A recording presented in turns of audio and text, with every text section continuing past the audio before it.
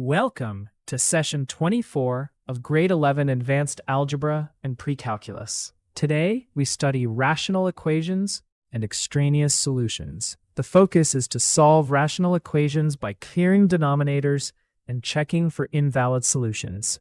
By the end, you should be able to do these three things. 1. Identify forbidden values before solving. 2. Clear denominators using the least common denominator. 3. Check candidates in the original equation. Rational equations invite a useful move. Multiply by the least common denominator.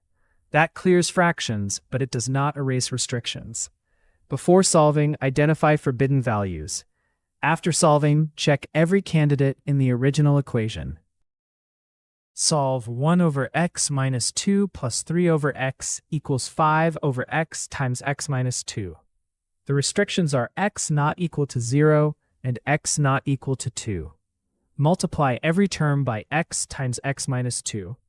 The equation becomes x plus 3 times x minus 2 equals 5.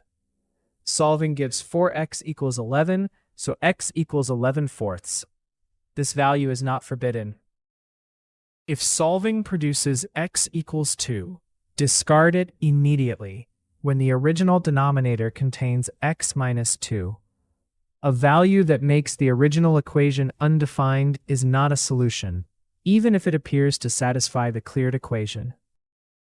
Your turn. Why must x equals 0 be rejected in an equation with denominator x? Pause the video and solve it. Here is the solution. Work line by line, then check the final answer against the original question. After the video, complete these three tasks. Copy the model from the lesson, solve each one fresh, and write one error log sentence about the mistake you are most likely to make. Let's recap. Start with forbidden values. Multiply every term by the LCD. Solving the cleared equation gives candidates. Only candidates valid in the original equation are solutions. Before moving on, write one sentence. The step I must protect is that small reflection turns the video into real self-learning.